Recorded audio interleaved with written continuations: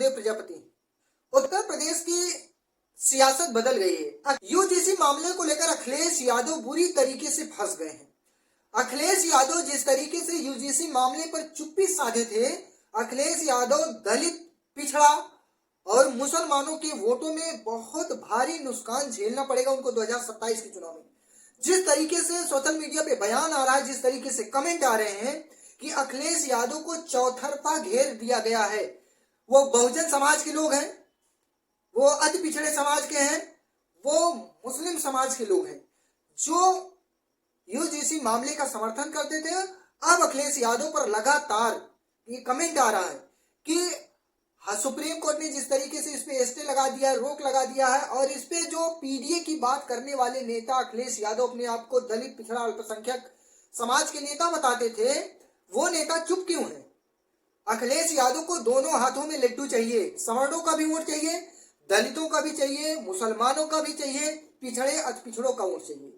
अब या तो अखिलेश यादव सवर्णों का ही वोट ले ले, या तो दलित, पिछड़ा, अति पिछड़ा, मुसलमानों के वोट ले ले। इस मुद्दे पर अखिलेश यादव बुरी तरीके से फंस गए। वहीं पे चंद्रशेखर आजाद का आज इंटरव्यू था, उसमें लगातार चंद्रशेखर आजाद ने जिस तरीके से बातें रखी साफ सुथरी कि चंद्रशेखर आजाद दलित, पिछड़े और मुस्लिम समाज के साथ खड़े हैं।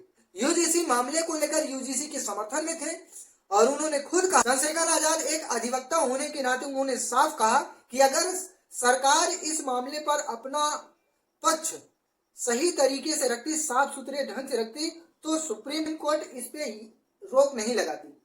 अब अखिलेश यादव जिस तरीके से चुप रहे इस मामले पर, कई ऐसे हजारों कमेंट आए हैं जहां पे यादव समाज के, मुस्लिम समाज के ज्यादा लोग हैं और वो कह रहे हैं कि हमारा नेता अखिलेश यादव इस पर चुप क्यों था, उसको सवर्णों का वोट चाहिए जो कि भारतीय जनता पार्टी का कोर वोटर है, वो कहीं नहीं जाएगा। लेकिन अखिलेश यादव पिछड़े, अति पिछड़े, दलित, मुसलमानों का वोट का परवाह नहीं किए, उनके दोनों हाथों में लड्डू चाहिए अखिलेश यादव की। अब अगर वोट लेना है अखिलेश यादव को तो एक लकीर खींचनी पड़ेगी।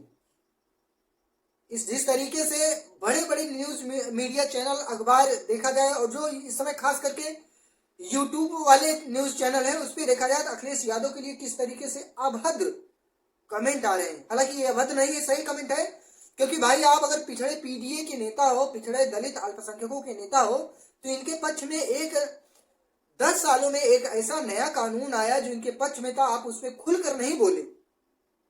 आज वही लोग आप पर सवाल उठा रहे हैं, उंगलियां उठा रहे हैं, और आने वाले समय में अखिलेश यादव जो है मुस्लिम और यहां तक कि यादव समाज का 50% वोट पाना मुश्किल हो जाएगा पूरे उत्तर प्रदेश में। देखिएगा अब उत्तर प्रदेश में त्रिकोणीय मामला होगा जहां पे समाजवादी पार्टी, बहुजन समाज पार्टी और भारतीय जनता पार्टी, तीनों पार्टियां मजबूती से चुनाव लड़ेंगी और तीनों के साथ जनता है।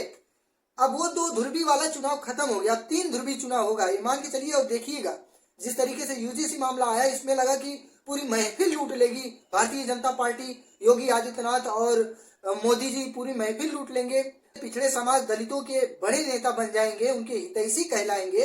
ये उनकी बहुत बड़ी भूल थी। जिस तरीके से साजिश के तहत ये सब मामला किए हैं, आने वाले समय में 2027 का जो चुनाव आएगा तो आप लोग देखिएगा कि बहन कुमारी मायावती पूरी तरीके से, जो पश्चिमांचल उत्तर प्रदेश का पश्चिमी इलाका है जहां पे मुस्लिम दलित बाहुल्य क्षेत्र है, वहां पे चंद्रशेखर आजाद और बसपा खास करके ये दोनों पार्टियां मजबूती से लड़ेंगी। तीसरी पार्टियां वहां टिकने वाली नहीं है। नहीं तो देखिए जिस तरीके से यूजीसी मामले के बाद लगातार कमेंट आ रहे हैं, आप देखिएगा 50% भी वोट इस बार अखिलेश यादव मुसलमानों का नहीं पाएंगे। 20 से 25% वोट अगर दलितों का पा जाएंगे अखिलेश यादव तो बताइएगा। दलित, मुस्लिम इस बार बसपा और चंद्रशेखर आजाद के साथ मजबूती से जुड़ा है। जिस तरीके से कमान संभाले हुए हैं यूजीसी मामले को लेकर चंद्रशेखर आजाद जी, ऐसा लग रहा है कि बसपा सुप्रीमो मायावती के बाद दलित और अल्पसंख्यक, अति पिछड़ों का कोई नेता है जो इस समय मौजूद है, जो लड़ाई लड़ सकता है, जो लड़ाई लड़ रहा है, वो चंद्रशेखर आजाद है।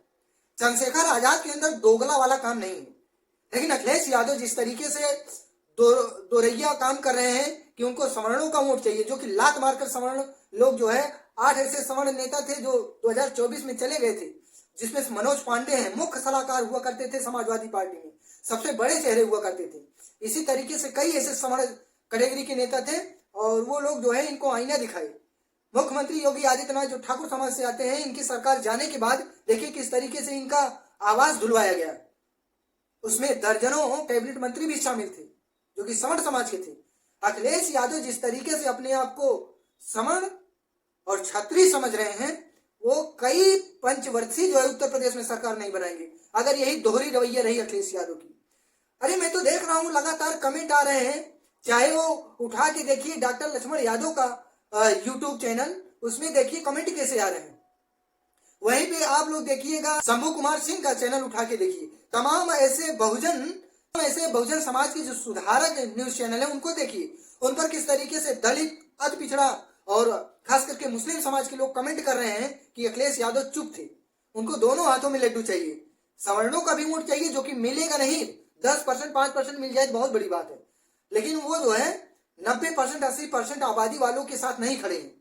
इनका ये दोगलापन इनको हराएगा 2027 में अगर ऐसी नीतियां रही है। मैं नहीं कह रहा हूं, ये जो कमेंट आ रहे हैं जो आप लोग देखिए, अगर आप लोग जानकार हो तो आप लोगों को खुद ही पता चलेगा, अगर अंधभक्त हो तो कोई बात ही नहीं है। आप लोग देखिएगा जिस तरीके से मुलायम सिंह यादव चुनाव लड़ा करते थे, न्याय दिलवाने का काम करते थे, उनके जैसा नेता आप दोबारा इस धरती पे जन्म नहीं लेगा। लेकिन चंद्रशेखर आजाद ऐसा लग रहा है कि आने वाले समय में अति पिछड़े दलित और मुसलमानों के हितैषी और उनको सुधारने के लिए उनकी दिशा और दशा दोनों संभालेंगे चंद्रशेखर आजाद। बसपा सुप्रीमो मायावती के बाद देखिएगा सबसे बड़ा नेता उत्तर प्रदेश में वही होगा जो लड़ने से नहीं डरता। मायावती जी की सरकार थी, 4 बार मुख्यमंत्री रहे, कभी मंदिर का और चर्च का, कभी मस्जिद का उन्होंने परिक्रमा नहीं लगाया। एक ऐसी लीडर है, ये भी एक बहुत बड़ा रिकॉर्ड है। वहीं पे अखिलेश यादव देखिए, मोदी और योगी के देखिए इनके पीछे चल पड़े हिंदुत्व की राह पर। भैया हिंदुत्व से काम नहीं चलेगा, मुस्लिम से काम नहीं चलेगा। आप कहोगे मुस्लिम धर्म को बचाएं, हिंदू धर्म को बचाएं, सिख ईसाई धर्म को बचाएं, तो धर्म से सरकार नहीं चलेगी। सरकार चलेगी काम से, संविधान से सरकार चलेगी। देश को आगे बढ़ाने, तरक्की करने में सरकार चलती है, देश के विकास करने में सरकार चलती है। धर्म के विकास से सरकार नहीं चलेगी। आप किसी भी धर्म के हो, धर्म के विकास करने से देश का विकास नहीं होता है। देश का विकास कॉलेज, यूनिवर्सिटी, न्यायपालिका, स्वास्थ्य विभाग, मेडिकल, दवाई, पढ़ाई लिखाई, इस पर काम करना चाहिए मजबूती के साथ पे, तब जाके देश का विकास होता है। ऐसे नहीं देश का विकास, धर्म के विकास से देश का विकास नहीं होता है। सोचिएगा आने वाले समय में बहुजन समाज पार्टी के सबसे बड़े 2 नेता उत्तर प्रदेश के, चंद्रशेखर आजाद और बहन कुमारी मायावती जी, आगे चल के ये लोग सरकार बनाने जा रहे हैं। मैं दावे के साथ कह रहा हूं, अगर ये लोग सही सही टिकट बांट देंगे तो आने वाले समय में 2027 का जब चुनाव होगा तो त्रिकोणीय मामला होगा। देखिएगा त्रिकोणीय लड़ाई होगी, इस बात को आप लोग नोट करके रखिएगा। त्रिकोणीय मामला होगा, त्रिकोणीय लड़ाई होगी और उत्तर प्रदेश में कम से कम 100 से प्लस सीटें बसपा सुप्रीमो मायावती चुनाव जीत सकती है अगर आज भी चुनाव हो जाए। और 30 से 40 सीटें ऐसी है जहां पे चंद्रशेखर आजाद चुनाव जीत सकते हैं। देखिएगा पूर्ण बहुमत की सरकार नहीं आएगी 2027 में। अब वो दौर गया, चंद्रशेखर आजाद जी आ गए, अति पिछड़े दलित और अल्पसंख्यकों के वो एक साफ सुथरे नेता है, दोगलापंथी उनके अंदर नहीं है। तो आपकी जो भी राय, आप अपनी राय कमेंट करके जरूर बताइएगा। अखिलेश यादव के लिए मैंने जो भी बोला सत्य बोला, अगर किसी को बुरा लगा हो तो उसके लिए मैं क्षमा चाहता हूँ, क्योंकि मैं अखिलेश यादव के लिए भी अच्छा वीडियो बनाता हूँ, बहुजन समाज के लिए भी अच्छा वीडियो बनाता हूँ, और वहीं पे भारतीय जनता पार्टी अगर कोई अच्छा काम करती है तो उनके लिए भी मैं वीडियो बनाता हूँ। तो आप लोग चैनल को सब्सक्राइब करके कमेंट जरूर कीजिएगा, अपनी राय रखिएगा और अपने दोस्तों के साथ भी इसको शेयर कीजिए। धन्यवाद।